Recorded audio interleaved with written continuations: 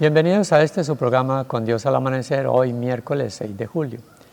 Como desde el lunes he estado haciendo ese ejercicio de referirme a la primera lectura, que es una lectura muy interesante de Oseas. Les voy a hablar una pequeña parte sobre esta lectura hoy. Y vamos a escuchar el Evangelio de Mateo, capítulo 10, versículos 1 al 7.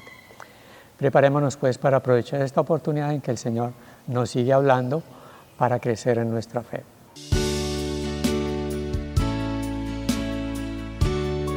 Y llamando a sus 12 discípulos, les dio poder sobre los espíritus inmundos para expulsarlos y para curar toda enfermedad y toda dolencia. Los nombres de los 12 apóstoles son estos: el primero Simón, llamado Pedro, y Andrés su hermano, Santiago el de Zebedeo y Juan su hermano, Felipe y Bartolomé, Tomás y Mateo el publicano, Santiago el de Alfeo y Tadeo, Simón el cananeo y Judas el Iscariote, el que le entregó. A estos 12 los envió Jesús advirtiéndoles: Por camino de gentiles no vayáis, y en ciudades samaritanos no entréis, sino antes id a las ovejas perdidas de la casa de Israel. Y predicad que el reino de los cielos se ha acercado. Palabra de Dios. Como les decía al principio, y en esta semana lo he querido hacer, es referirme a la primera lectura brevemente. Seguimos leyendo al profeta Oseas. Hoy hay algo muy especial. Comienza con una vocación muy cariñosa. En sus primeros días de existencia, Israel era la hija predilecta de Dios, una viña frondosa y fecunda. Pero llegó el pecado, la idolatría. Ahí hay un tema para trabajar. Se lo resumo en esto: Oseas nos anuncia un Dios que está dispuesto a escucharnos y perdonarnos de nuestras idolatrías y de la búsqueda de lo mediocre. Idolatrías: poder, placer y dinero. Ahí les dejo la inquietud para que profundicen el tema y lean Oseas capítulo 10, versículo 1 y siguiente. Y nos centramos en el Evangelio de Mateo. El Evangelio nos lleva a la presentación con nombres propios de los discípulos y su envío. Mateo da inicio al segundo gran discurso de Jesús, el discurso de la misión. La presentación de los 12 tiene como función presentar a Jesús como el nuevo Moisés. Eso es muy importante que lo tengamos en cuenta, que funda un nuevo pueblo con características universales. Es grande entre ellos, miremos las características de ellos: diversidad de procedencia y profesión, diversidad de carácter y manera de pensar. Hasta un publicano hay ahí, un pecador. Entonces imagínense la calidad de gente que el Señor estaba escogiendo. A todos ellos los envía con instrucciones precisas. Deberán dar continuidad a la misión de Jesús. Eso es fundamental para ellos. Esto es anunciar la presencia del reino, de ese reino que es de paz, de justicia, de amor. Otra recomendación: que vayan a las ovejas descarriadas de Israel.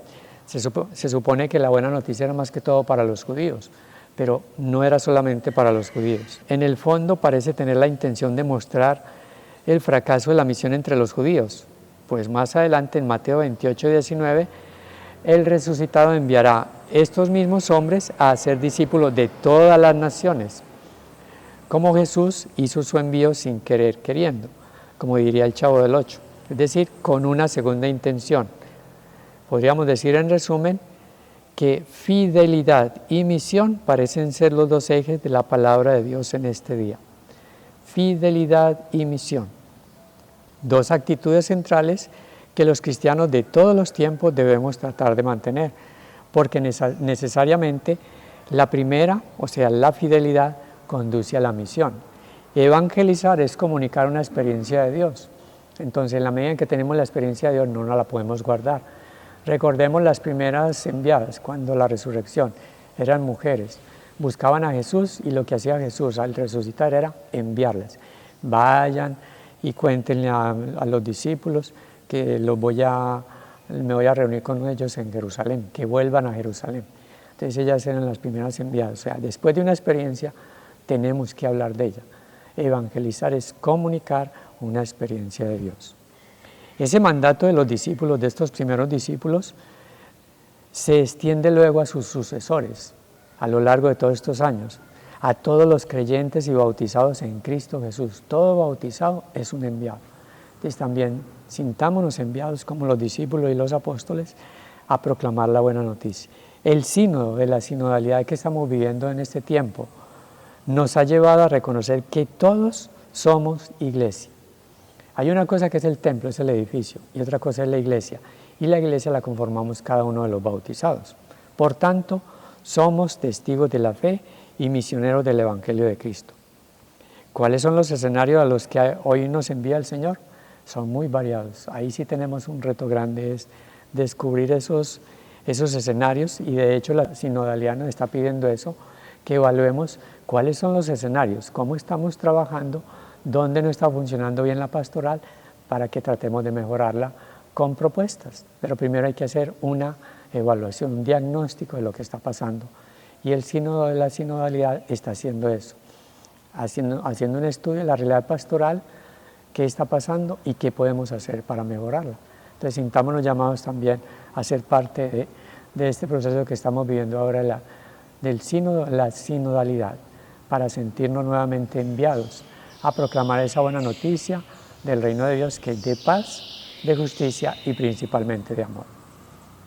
Que el Señor los bendiga en este día, en el nombre del Padre, del Hijo y del Espíritu Santo. Amén.